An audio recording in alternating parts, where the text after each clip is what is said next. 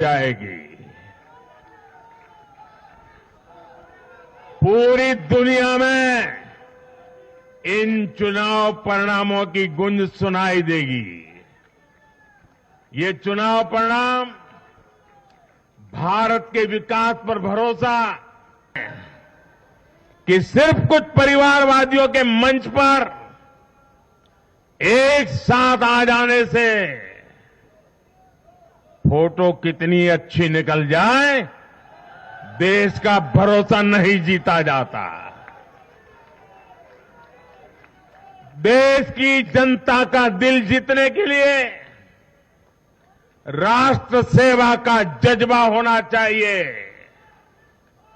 और घमंडिया गठबंधन में रत्ती भर भी वो नजर नहीं आता है।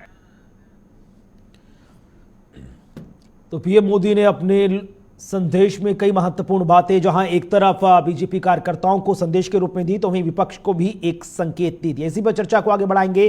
तीन बेहद खास मेहमान हमारे साथ चर्चा में जुड़ रहे हैं। आप तीनों का बहुत बहुत स्वागत। हमारे साथ राजनीतिक विश्लेषक दिनेश सिंह जी हैं, स्वागत आपका। हमारे साथ राघवेंद्र द्विवेदी जी हैं, आपका भी बहुत बहुत स्वागत। और हमारे साथ पीयूष पंत जी भी हैं। पीयूष जी, आपका भी बहुत बहुत स्वागत, बहुत बहुत शुक्रिया। दिनेश जी, शुरुआत में आप ही से कर रहा हूं। कल का दिन बीजेपी के लिए बेहद गदगद कर देने वाला दिन रहा। तीन महत्वपूर्ण हिंदी बेल्ट के राज्यों में बंपर जीत के साथ अब पूरी भारतीय जनता पार्टी की निगाहें लोकसभा चुनाव 2024 पर टिकी हैं। लेकिन ये 5 राज्यों में हुए विधानसभा चुनाव के नतीजे, आप उनको किस तरह से देखते हैं? कितना बड़ा मील का पत्थर साबित होंगे? पीएम मोदी ने तो कहा कि 3 राज्यों में हैट्रिक लगाई और अब 2024 के चुनाव में भी एनडीए हैट्रिक लगाने जा रहा है। नमस्कार कुणाल जी, आपको और बाकी दोनों प्रवक्ताओं को मेरा नमस्कार। देखिए, ये कल का काफी हंगामेदार दिन रहा और कल का दिन जो था एक तरह से बोलने की छप्पर फाड़ जैसे कि जनता ने जो दिया, तो एक तरह से एक तरफा मैंडेट दिया, कोई फ्रैक्चर्ड मैंडेट नहीं था। क्योंकि जैसे इससे पहले नजर आती थी चीजें कि जैसे कहीं ना कहीं जैसे कि मतलब कोई ना कोई कमी रहती थी, कुछ रहती थी। लेकिन इस बार जो है चारों राज्यों में, जैसे कि पांचवें के आज जैसे कि अपने काउंटिंग चल रही है अभी, लेकिन चारों राज्यों में एक तरह से कोई फ्रैक्चर्ड मैंडेट नहीं था, बिल्कुल क्लियर मैंडेट था कि एक में जो है कांग्रेस को दिया गया और 3 में जो है स्पष्ट बहुमत जो है भाजपा को दिया गया। और छत्तीसगढ़ में जहां तक है, उम्मीद काफी हद तक जो उम्मीद थी, उम्मीद से कहीं ज्यादा जो है भाजपा को मिला। लेकिन अप्रत्याशित था मान के सरकार बनती हुई नजर आ रही थी भाजपा को। लेकिन उसमें यह था कि शुरुआत से लग रहा था, क्योंकि वहां पर बहुत सारी मतलब जो त्रुटियां थी कांग्रेस की, तो वो उजागर हुई। क्यों? जैसे कि पहले एक तरह से बोले कि जैसे महादेव आपको बोलते हैं कि महादेव आपका इतना कुछ ज्यादा फर्क नहीं था वहां पर, और अन्य बहुत सारे मुद्दे थे। जैसे मैं शुरुआत अगर करूं मतलब छत्तीसगढ़ से, तो वहां पर यह था कि ट्राइबल बेल्ट में बहुत सारा मतलब कि जैसे गड़बड़ थी उसमें। क्योंकि एक तो कह रहे हैं कि योजनाओं जो उनको जो देनी चाहिए थी योजनाएं, तो उस तरीके से वो मिल नहीं पा रही थी ट्राइबल बेल्ट में। और दूसरा एक धर्मांतरण जो है, मतलब जो कन्वर्जन जो था, उसको लेकर के काफी ज्यादा विरोध था, तो उसको लेकर के चीजें बनी। उसका दूसरा देखिए कि जो ट्राइबल जो मतलब जैसे बेल्ट के अलावा जैसे और जगहों पे, और एक जैसे पीएम हाउसिंग योजना जो थी, आवास योजना, तो उसका काफी ज्यादा विरोध था। क्योंकि जैसे कि ये माना गया करीब 10 लाख जो थे आवास योजना की जो चीजें थी वो रोकी गई थी ऐसे। और उसका जैसे कि पहले पीएम आवास योजना जैसे कि केंद्र ने शुरू की थी, उसके बाद में उन्होंने उसी की तर्ज पे और सीएम आवास योजना शुरू की, जो मेरे ख्याल शायद अगस्त के आसपास ऐसे कुछ, जहां तक मुझे याद आता है, तो वो शुरू की। तो उसका एक तरह से अगर पहले करते तो शायद फर्क पड़ता, लेकिन बाद में नहीं पड़ पाया। उसी प्रकार से मध्य प्रदेश में एक तरह से कहें कि लाडली बहना योजना जो है, उसने बंपर तरीके से मतलब महिलाओं ने खुल करके पूरा तरीके से और वोट दिया। और उसके बाद जैसे आए अगर राजस्थान, तो राजस्थान में बोला कि मैं शॉर्ट बता रहा हूँ चीजें, अदरवाइज तो बहुत सारी चीजें हैं फेरिस्त में। उसके बाद में जैसे कि राजस्थान में देखिए ऐसे कि पूरे तरीके जो किसानों का जो मुद्दा था, जैसे कि पहले तो वो एक तरह से बहुत घातक रहा। और दूसरा क्राइम का था। किसानों को यह था कि राहुल गांधी ने पिछली बार सरकार बनते ही बोला था कि 1 2 3 4 ऐसे गिनती मतलब बोल के बोला था कि इतने दिन में मैं जो है कि मतलब कि काउंटिंग जैसे जो हाथों की होती है उतने दिन के अंदर और किसानों का कर्जा जो है माफ करवाने का मैं काम करूंगा। लेकिन वो चीज उस तरीके से हो पाई। लेकिन जैसे कोई मतलब कि सुनने में जैसे मजाक से बन के जैसे कहीं किसी का 20 रुपये माफ हुआ, किसी का 100 रुपये माफ हुआ, इस तरह के कुछ चेक मिले लोगों को। और उसके बाद में 19,000 कुणाली मतलब बन गए 19,400 कई महत्वपूर्ण कारण थे जिसकी वजह से कहा जा रहा है कि बीजेपी को ये प्रचंड जीत मिली है। ठीक है, लौटूंगा सर आपके पास। पीयूष जी, आपने भी पूरे विधानसभा चुनाव को बहुत क्लोजली ऑब्जर्व किया और जो बात दिनेश जी यहां पर कहते हुए नजर आ रहे थे कि यह अप्रत्याशित जीत थी। प्रचंड बहुमत तो मिला ही, लेकिन यह अप्रत्याशित जीत थी। बीजेपी के नेताओं को भी इतना अंदाजा नहीं था कि वो खुद कह रहे थे दिग्गज नेता कि राजस्थान और मध्य प्रदेश में नेक टू नेक फाइट है। लेकिन आप देखिए नतीजे तो बिल्कुल चौंकाने वाले थे। आपको लग रहा था कि नतीजे इस तरह से निकलकर सामने आएंगे? और अक्सर जिस तरह से कहा जाता है कि बीजेपी को चुनावी तारीखों का इंतजार नहीं होता, वो हमेशा से इलेक्शन मोड में रहती है, बस चुनावों का ऐलान होना चाहिए, वो चुनाव के लिए जूझ पड़ते हैं। पीयूष जी।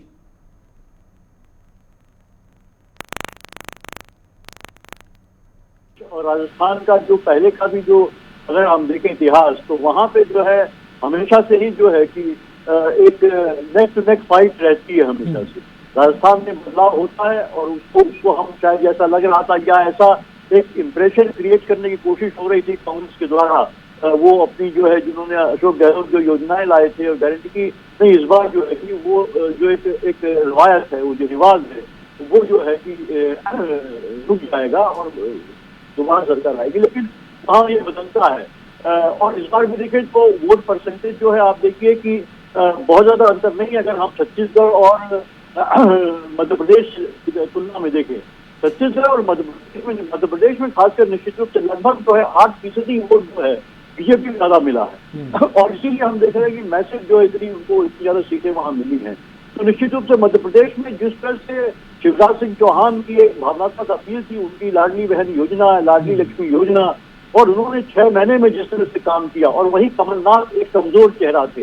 ये जो है कि कांग्रेस का केंद्रीय जो नेतृत्व है उसकी भी कमजोरी रही कि वो कमलनाथ की जगह दूसरा चेहरा नहीं ला पाए, क्योंकि कमल उनको लगा कि अगर लाएंगे तो शायद और हालत बुरी हो जाएगी कांग्रेस, और जो अगर जीतने की कगार पे होगी तो भी शायद हार जाएगी। वो तो ये वहां पे दिग्विजय सिंह और इस तरह का जो गुटबाजी है, गुटबाजी तो भारतीय जनता पार्टी में भी है, लेकिन वो जो है उनका जो संगठन, लेकिन पीयूष जी, आपको लगता है कि गुटबाजी से ऊपर वहां पर जो शीर्ष नेतृत्व है वो भारी पड़ता है? गुटबाजी को वो भारी होने नहीं देता, शीर्ष नेतृत्व जो कमांड अपने हाथ में जो लगाम लेकर चल रहा है वो भारी रहता है, जबकि कांग्रेस में उल्टा देखा गया है, शीर्ष नेतृत्व कमजोर बैकहैंड में नजर आता है और गुटबाजी स्टेट लेवल की भारी पड़ जाती है। जी हाँ, यही होता है। लेकिन देखिए, उसमें असल में कांग्रेस में एक बात है कि वहां पे जो स्पेस दिया जाता है, जो रीजनल नेता है उनको स्पेस दिया जाता है, वो एक डेमोक्रेटिक जो परंपरा है उसके तहत है। लेकिन उसमें क्या होता है कि वो जो रीजनल नेता है वो कहीं ना कहीं जो है हाई कमांड से जो है ऊपर आगे जाने की कोशिश करते हैं और उनकी सुनते नहीं है। ये वो उनको लगता है कि वो उनसे बड़े वो नेता वो हैं। ये दिक्कत कांग्रेस में। जबकि भारतीय जनता पार्टी में आप देखिएगा तो उस तरह से जो है कि जो हाई कमांड कह दिया तो वो सब, अब देख लीजिए जो जिस तरह से मंत्री लोगों को लड़ाया गया विधायक का चुनाव, सबके सब न चाहते हुए भी आए, उन्होंने चुनाव लड़ा और ये सुनिश्चित किया भारतीय जनता पार्टी ने कि वो उनकी जीत हो। वहां पे हर कुछ उन्होंने किया, आप बूथ लेवल से लेके उन्होंने पूरा शहर तक, पूरा हर जगह जो है पूरा हर जो कुछ करना चाहिए था वो उन्होंने किया, मजबूती के साथ किया। और एक फायदा देखिए कैडर बेस्ड पार्टी को होता है, उसके पास एक स्ट्रॉन्ग कैडर होता है। बाकी जो आपका दूसरा वोट होता है वो जब शिफ्ट हो जाता है, यही हमने देखा कि मध्य प्रदेश में जो समाजवादी पार्टी का वोट था, वो जो मायावती का वोट था, वो सारा वोट जो है वो बीजेपी की तरफ शिफ्ट होता हुआ दिखाई दिया। बीजेपी अपना 40 से 42% जो वोट है वो है ही है, उनका कैडर बेस्ड पार्टी है। संघ की एक बहुत बड़ी भूमिका है, अगर संघ हट जाए, अपना हाथ खींच ले तो भारतीय जनता पार्टी को इतनी सफलता नहीं मिलेगी। ये उनका प्लस पॉइंट है कि संघ है, उनके साथ सॉलिड काम होता है वहां, इसमें कोई दो राय नहीं है। कांग्रेस संगठन में बहुत कमजोर है, कांग्रेस बूथ लेवल पे बहुत कमजोर है। देखा जा रहा है कि 2014 के बाद से कांग्रेस का संगठन है वो उतने निर्णायक निर्णय नहीं ले पा रहा जितना उनको लेना चाहिए। लौटूंगा आपके पास। राघवेंद्र जी, बड़ी बात यहां पर आप भी लगातार आंकलन कर रहे होंगे बीजेपी की इतनी बंपर जीत के लिए, लेकिन आपको लगता है कि राजनीति में 2 शब्दों का बहुत ज्यादा इस्तेमाल होता है, दृष्टि और दृष्टिकोण, क्योंकि कांग्रेस जिस तरह से बार बार एलिगेशंस, आरोप लगा रही थी बीजेपी पर कि बीजेपी के पास आप देखिए मध्य प्रदेश में नेता नहीं है, राजस्थान में नेता नहीं है, केंद्रीय मंत्रियों को चुनाव में उतारना पड़ रहा है, पार्टी आलाकमान के नेताओं को ग्राउंड जीरो पर उतारना पड़ रहा है, उनके पास सीएम का चेहरा नहीं है, जो है वो नेतृत्व ढंग से नहीं कर पा रहे। लेकिन बीजेपी का जो दृष्टिकोण था कि भाई यही हम आपके लिए जो दिख रहे नेगेटिव पॉइंट है, यही हमारे लिए पॉजिटिव पॉइंट्स बनेंगे, ब्राउनी पॉइंट्स बनेंगे। और आप देखिए जो दृष्टिकोण था, जो नजरिया था बीजेपी आलाकमान का, वो सटीक बैठा, यानी कि जो तीर चला था तरकश से वो बिल्कुल बुलजाई रहा। कुणाल जी, देखिए जो ये जीत हुई है बीजेपी की, इसमें जो सबसे बड़ा योगदान रहा वो एक शब्द का रहा जिसको हिंदुत्व कहते हैं।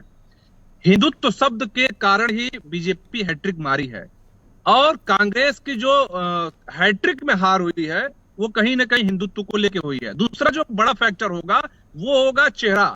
आप देखे होंगे कि मध्य प्रदेश हो, राजस्थान हो या छत्तीसगढ़ हो, तीनों राज्यों में कांग्रेस उतना बड़ा चेहरा नहीं बना पाई अपने लोगों का। अंदर खाने इतना विरोध रहा। आप 2 राज्यों में सरकार भी रही, सरकार चलते हुए सरकार के अपने लोग विरोध किए, 5 साल उतना अच्छा काम नहीं हो पाया। तो जनता जब सरकार चुनती है वो अपने हित में काम करने के लिए 5 साल चुनती है, ना कि आप अपने में गुटबाजी करके लड़े इसके लिए। तीसरी बात यह है कि जो नेतृत्व है आज के डेट में कांग्रेस में नेतृत्व विहीन पार्टी है, और कोई भी व्यक्ति ऐसे पार्टी को देना पसंद नहीं करेगा जिस पार्टी का कोई नेतृत्व नहीं है। आप देखिए राजस्थान में जिस तरह लाल डायरी का कांड आया, या उप मुख्यमंत्री पूर्व मुख्यमंत्री जिस तरह सरकार के खिलाफ विरोध करते हुए नजर आए, या लास्ट मोमेंट में राहुल गांधी जी का राजस्थान में प्रचार करना, तो कहीं ना कहीं लोगों को ये लग रहा था कि कांग्रेस पार्टी अंदर से टूट चुकी है।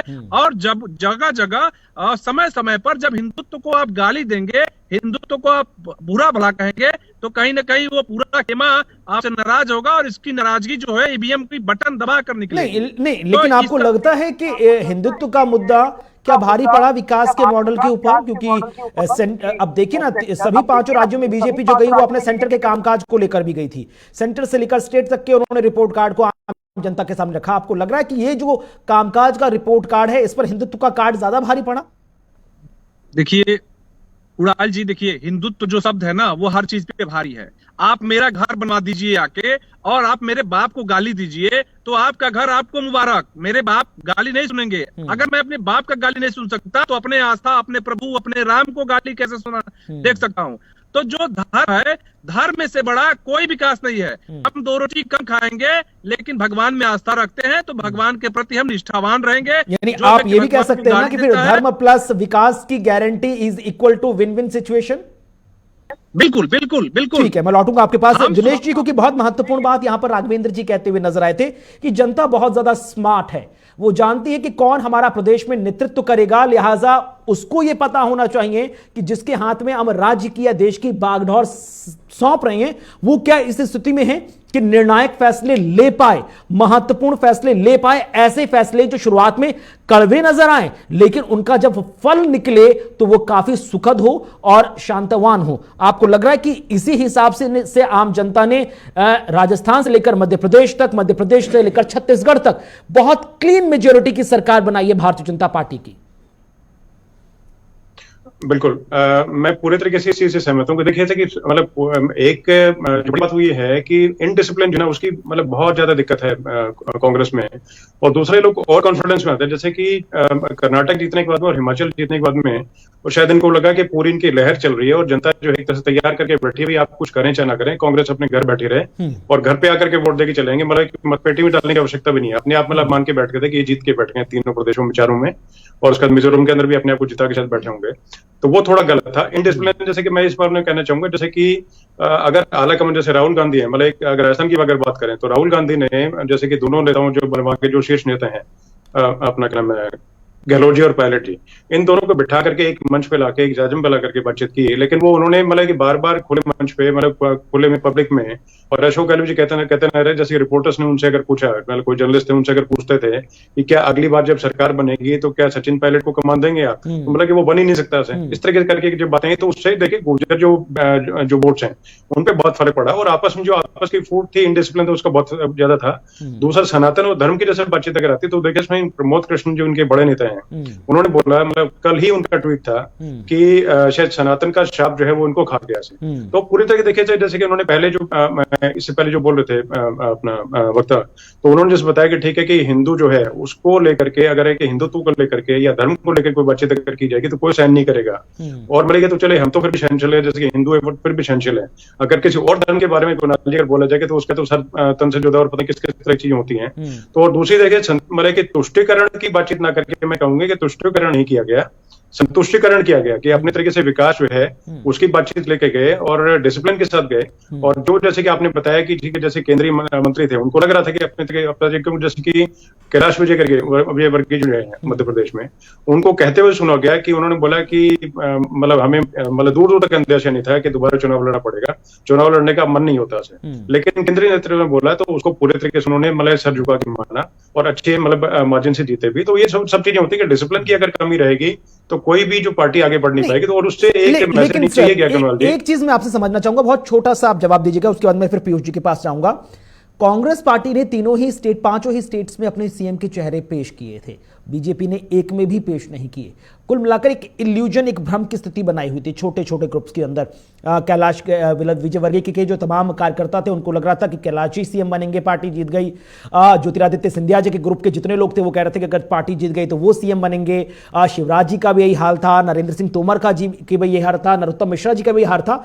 लेकिन कुल मिलाकर जो आप ये देख लीजिए कि सीएम कौन बनेगा वो बात की बात है, लेकिन जो कलेक्टिव एफर्ट था कि पार्टी जीती तब ऐसा होगा, तो उनका जो पहला स्टेप था वही काफी सकारात्मक निर्णायक परिणाम लेकर आया। बिल्कुल, आपने बिल्कुल सही बात बोली है, क्योंकि देखिए इसमें ये बोले कि जैसे किसी भी तरह के विरोध की जो है वो जगह नहीं बचती, क्योंकि सब पूरे तरीके से अपना एफर्ट ज्यादा से ज्यादा डालेंगे कि सब कि हमारे कितने विधायक जीत करके आ पाए। जैसे अगर कैलाश विजयवर्गीय हैं तो वो अपने तरीके से चाहेंगे कि अपना चेहरा जो है वो इतना मजबूत, इतना ऊपर करें कि उन्हीं को मुख्यमंत्री बनाया जाए। या जैसे कि अगर राजस्थान की बात करें, राजस्थान उससे और जैसे इनका एक चेहरे से कमलनाथ जी, तो कमलनाथ जी अपने आप को मेरे ख्याल से ठीक अच्छे नेता है, उनकी कोई बुराई नहीं करना चाहता। लेकिन जैसे कि इंडिया गठबंधन की एक रैली होनी थी वहां पर शायद अक्टूबर में, तो उसको स्पष्ट उन्होंने मना कर दिया था कि देखिए जीत और हार का। इंडिया गठबंधन की आपने अच्छा जिक्र किया, क्योंकि पीयूष जी से अगला सवाल वही था। कांग्रेस पार्टी का इंडिविजुअली इन स्टेट्स में खेलना या इलेक्शन लड़ना आपको लग रहा है कि घाटी का सौदा रहा? अगर इंडिया अलायंस की चर्चा हो रही थी, इतनी मीटिंग्स का काम चल रहा था, एक के बाद एक बयान निकलकर सामने आ रहे थे, आपको लग रहा है कि इन 5 राज्यों में अगर कांग्रेस पार्टी इंडिविजुअल प्लेयर के बजाय अगर पूरी टीम के साथ उतरती, इंडिया अलायंस के साथ उतरती, तो शायद नतीजे कुछ और आते? देखिए कुछ तो फर्क पड़ सकता था, क्योंकि देखिए ये कांग्रेस को करना चाहिए था, क्योंकि उनका अगला टारगेट था 2024 का चुनाव, जिसमें वो गठबंधन में जाना चाह रहे थे और एक अपने लिए बड़ी भूमिका तलाश रहे थे। तो उनको यही लगा कि अगर हम ज्यादातर सीटें लेके आए और सरकार बना पाएंगे तो हमारा कद बढ़ जाएगा कांग्रेस का।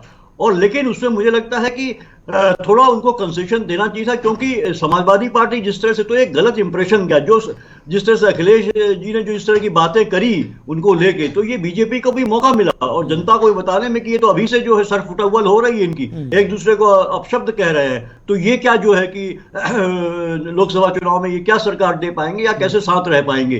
तो निश्चित रूप से कांग्रेस को थोड़ा सा बड़ा मन दिखाना चाहिए था मुझे लगता है, लेकिन बहुत फर्क शायद पड़ता नहीं उससे भी। हाँ, लेकिन जो वोट जो उनके जो है जो वोट चले गए समाजवादी पार्टी ने, हालांकि उनको भी सफलता नहीं मिली, बहुजन समाज को भी नहीं मिली, आम आदमी पार्टी को भी नहीं मिली, सब बहुत पीछे हैं, लेकिन शायद उन्होंने कुछ वोट काटे हैं उनके, कितने काटे हैं ये देखना पड़ेगा आंकड़ा। तो वो एक चीज है जो एक संदेश जाता कि ये मिल के लड़ रहे हैं, जनता के बीच में होता एक तो फर्क पड़ता, लेकिन मुझे लगता है कि बहुत फर्क नहीं पड़ेगा, क्योंकि जिस तरह से मैसिव जो है मैंडेट गया है अभी बीजेपी के पक्ष में, उसमें एक बात जो है कि द्विवेदी जी कह रहे थे वो बात उसमें भी है कि एक जो आइसिंग जो हुई है वो जो धर्म की आइसिंग हुई, हिंदुत्व की आइसिंग हुई है। आप देखिए कन्हैया वाला मामला जो है लगातार प्रधानमंत्री मोदी भी वो छत्तीसगढ़ में भी उठाते रहे, वो मध्य प्रदेश में भी उठाते रहे, राजस्थान का मुद्दा।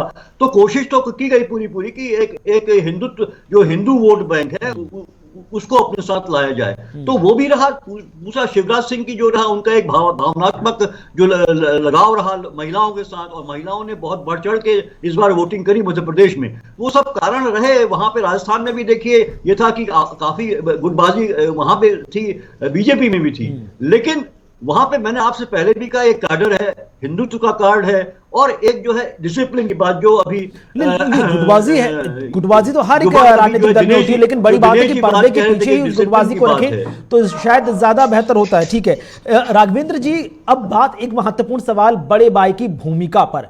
अगर हम इंडिया अलायंस की हम बात करते हैं तो कांग्रेस पार्टी शुरुआत से अपने आप को बड़ा भाई बताकर चल रही थी। नो डाउट इंडिया अलायंस बना तो सवाल उठ रहा था कि कौन नेतृत्व करेगा। कर्नाटक हिमाचल के नतीजे आए तो कांग्रेस समझ चुकी थी कि हम ही हैं जो लीड करेंगे इंडिया अलायंस को और अभी हम ही बड़े भाई की भूमिका निभाएंगे। लेकिन अब जिस तरह से कांग्रेस की करारी हार पड़ी है, आपको लग रहा है कि बड़े भाई की भूमिका की कुर्सी से कांग्रेस को अब अन्य राजनीतिक दल हटाएंगे और अब कोई और है जो वो उस पायदान पर जाकर खड़ा होगा? कुणाल जी, देखिए, बड़े भाई की भूमिका में ये शुरू से ही नहीं रही, क्योंकि जो गठबंधन आज बना, अलायंस जो बना, इसका जो आप न्यू देखेंगे वो किसी गैर कांग्रेसी ने रखा, जो अभी वो दूसरे राज्य में सरकार में है। अगर आप अति उत्साहित हो जाएंगे छोटे चीज पे ही, तो मुझे लगता है कि बड़ा जो काम होगा वो नहीं होगा। ये जो चुनाव रहा 3 राज्यों का खासकर, वो रहा ओपन मैच खेलने का। इंडिया अलायंस गठबंधन के जितने सहयोगी दल थे वो सब चाह रहे थे कि हम छक्का मारे और जब जीत हो जाए तो जीत के बाद फिर हम अपने अपने हिसाब से ट्रॉफी के लिए डिमांड करें, क्योंकि समाजवादी पार्टी 70 सीट पर चुनाव लड़ती है और 1 सीट नहीं जीत पाती है।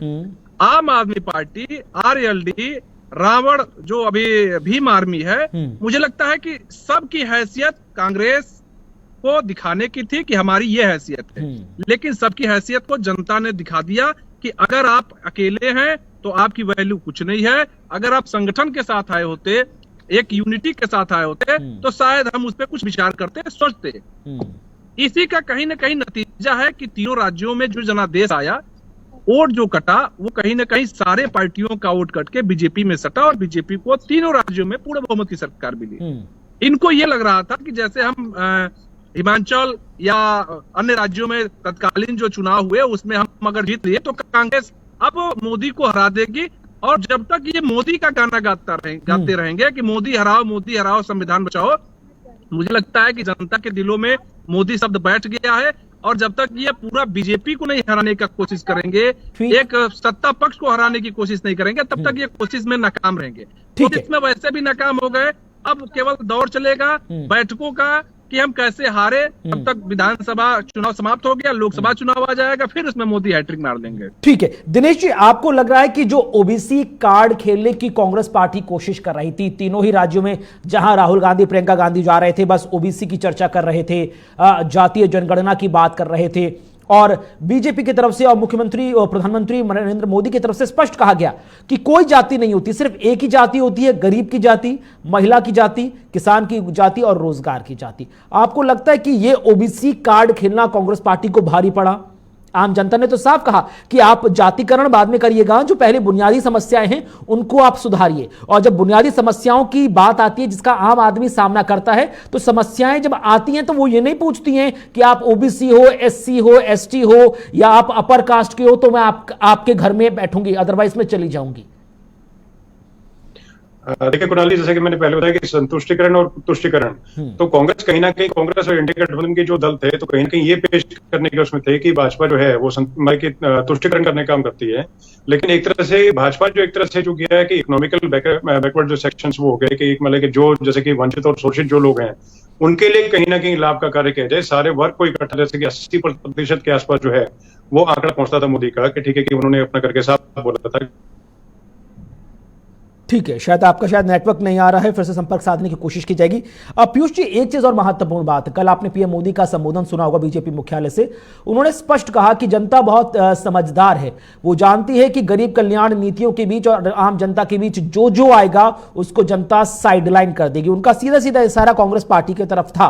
और साथ ही साथ पीएम मोदी ने यह भी कहा कि अब वो हर एक बीजेपी कार्यकर्ता को यह निर्देश देते हैं कि गरीब कल्याण की जो योजना है, जो मोदी की गारंटी है, उसके आप आगे आगे चलिए, आगे आगे ना सिर्फ चलिए बल्कि आम जनता को जागरूक कीजिए कि किस तरह से गरीब कल्याण की योजनाओं से हर एक वर्ग के व्यक्ति को फायदा हो सकता है, लिहाजा वो उसका लाभ उठा ही उठाए। नहीं, देखिए ये निश्चित रूप से क्योंकि जब आप सफल हो जाते हैं और आपको मैंडेट मिलने लगता है तो आप अपने पक्ष में उस तरह की बातें करते हैं, इसमें कोई दो राय नहीं है और करनी भी चाहिए। और ये इसी को आगे ले जाते हुए मोदी जी ने ये बात कही, और ये बात इसमें निश्चित रूप से है कि आप देखिए, अगर हम कंपेयर करें तो जो मोदी सरकार की, जो केंद्र सरकार की योजनाएं हैं, उनका लाभ लोगों को काफी मिला है, इसमें कोई दो राय नहीं है इसमें। और राज्य सरकारों ने भी इसीलिए जो है उस तरह की योजनाएं चालू करी हैं। और वहां पे वो थोड़ी, जो कि सबसे बड़ा होता है कि लोगों को लाभ मिल रहा है या नहीं मिल रहा है, उसमें वो असफल रही है। जैसे तमाम बातें आई, कर्नाटक का उदाहरण दिया जाता है कि उसमें लगातार वादे तो बहुत कर दिए, लेकिन आप जमीन पे आपने सबको नहीं दिया। किसानों का जिस तरह से आपका कर्ज माफी था, आपने उसको नहीं किया। जब यूपीए थी उस टाइम में, जब यूपीए 2004 में जब जीत के आई थी यूपीए, तो उसने वादे किए, तो उसने तुरंत किसानों के जो है कर्ज माफ किए, तो उसका फायदा उनको जो है कि 2009 में भी मिला था। लेकिन अगर आप नहीं कर पाते इन बातों को तो नाराजगी निश्चित रूप से जनता की होती है, और जनता फिर उस पर भरोसा करने लगती है जो वाकई जो उन चीजों को उस तक पहुंचाता है। तो चाहे वो आपको देख लीजिए, चाहे मकानों का मामला हो, प्रधानमंत्री आवास का मामला हो, या राशन का मामला हो। हालांकि राशन में ये है कि अब आप कब तक राशन मुफ्त देते रहेंगे, ये भी एक सवाल उठता है कि साहब या तो आप कब तक उनको इतना मजबूत बनाएंगे कि वो खुद कमा के खा सके। तो ये तमाम सवाल भी उठते हैं, लेकिन एक जनता तक मैसेज जाने का होता है, और जनता जो है कि किसी भी विश्वास करती है। लेकिन बड़ी बात है कि सही समय पर जो चीज सही टाइम पर डिलीवर कर दे,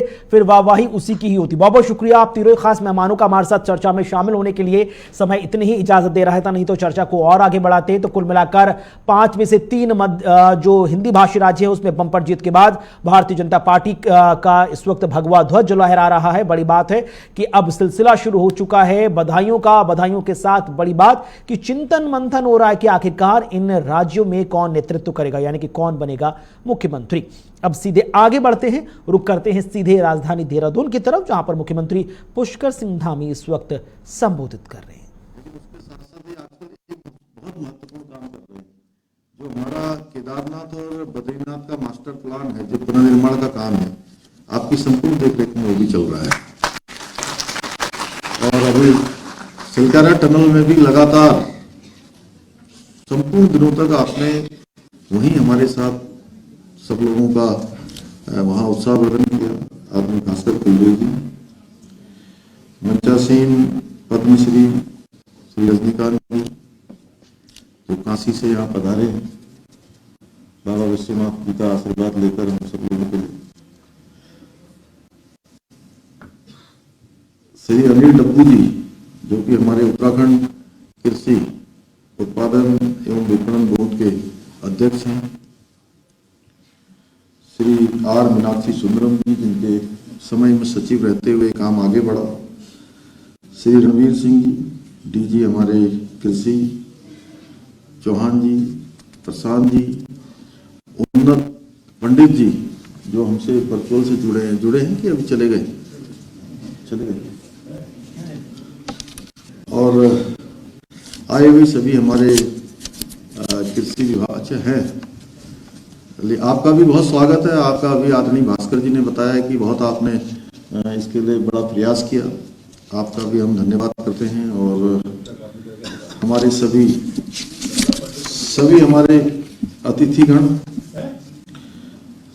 आए हुए सभी अधिकारीगण, और आज जिनको ये जीआई प्रमाण पत्र प्राप्त हुआ है, ऐसे आए हुए सभी मेरे उपस्थित भाइयों एवं बहनों, मैं सबसे पहले तो आज आप सबका यहाँ ये मुख्य सेवक सदन में आप सबके पधारने के लिए, और आप सबको जो आज जीआई टैग प्रमाण पत्र मिले हैं, उसके लिए मैं आप सबको बहुत शुभकामनाएं देता हूं, बहुत बधाई देता हूं। और उत्तराखंड की देवतुल्य जनता की ओर से आदरणीय प्रधानमंत्री नरेंद्र मोदी जी का हार्दिक आभार व्यक्त करता हूं कि उनकी जो दूरदर्शी सोच है, उसी के कारण आज भारत सरकार से उत्तराखंड के 18 उत्पादों को जो भौगोलिक संकेत युक्त आज जीआई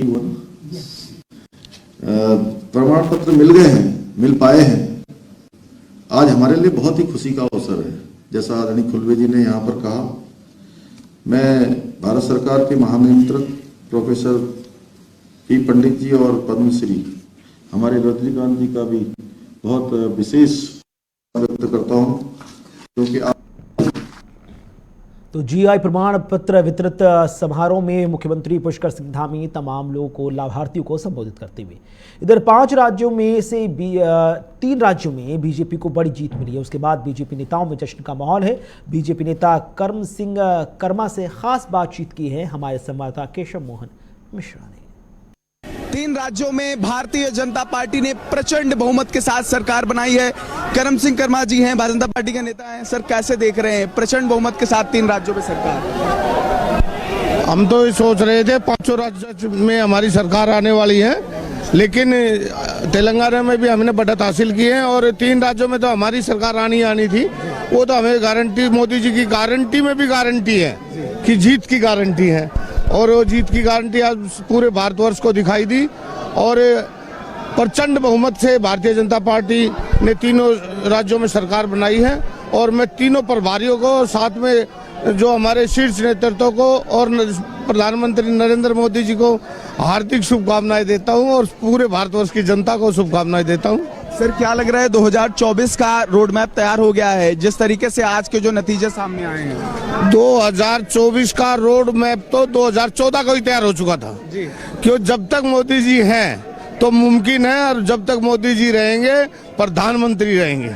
हम दिल्ली का भी जिक्र कर लें, दिल्ली की बात करें तो दिल्ली में भी जब लोकसभा का चुनाव होता है तो चारों खाने चित रहते हैं। क्या लग रहा है इस बार कैसी तैयारी है? आप जो तमाम लोग दिल्ली में लीड कर रहे हैं, आप लोग कैसे नेतृत्व कर रहे हैं, क्या तैयारियां हैं? अब की बार केजरीवाल को भारत से ही निकाल के बाहर फेंकना, दिल्ली से नहीं। भारत माता की जय। बहुत शुक्रिया हमसे बातचीत करने के लिए। आज के दिन ये जो तमाम यहाँ लोग मौजूद हैं उनके अंदर खासा उत्साह देखने को मिल रहा है क्योंकि आज जो जीत का जश्न भारतीय जनता पार्टी मना रही है क्योंकि प्रधानमंत्री नरेंद्र मोदी के नेतृत्व में इन विधानसभाओं में चुनाव लड़ा गया और प्रचंड बहुमत के साथ भाजपा ने जीत हासिल की है। सहयोगी चिराग के साथ केशव मोहन मिश्रा, JK24/7 न्यूज, दिल्ली। और इसी बीच आगे बढ़ रुक कर एक और बड़ी महत्वपूर्ण खबर की तरफ आइए देखते हैं कि बड़ी खबर क्या कुछ कहती है।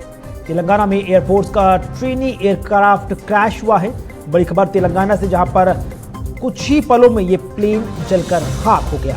तो इंडियन एयरफोर्स के ट्रेनी पायलट के ट्रेनी एयरक्राफ्ट के क्रैश होने की खबर सामने आई है। 8 महीनों में AIF का तीसरा ये हादसा है जहां पर तेलंगाना में एयरफोर्स का ट्रेनी एयरक्राफ्ट क्रैश हुआ है। 2 पायलट्स की इसमें जलकर मौत हुई है। आपको जानकारी साझा कर दें कि तेलंगाना से बड़ी खबर सामने आई है जहां पर 8 महीनों में इंडियन एयरफोर्स का यह तीसरा प्लेन एक्सीडेंट हुआ है। बड़ी खबर तेलंगाना से, जहां पर इंडियन एयरफोर्स के एक ट्रेनी एयरक्राफ्ट में हादसा हुआ है, क्रैश हो गया आग लगने से। ये प्लेन, तस्वीरें आपके सामने जहां पर आप देखिए किस तरह से धुएं का गुबार उठता हुआ और आग की लपटें, जहां पर ये ट्रेनी एयरक्राफ्ट क्रैश हो गया। इसमें दुखद खबर ये है कि 2 जो पायलट थे उन दोनों की मौत हो गई है। तो बड़ी खबर इस वक्त सीधे तेलंगाना से, जहां पर इंडियन एयरफोर्स की ट्रेनी एयरक्राफ्ट में हादसे की खबर सामने आई है। क्रैश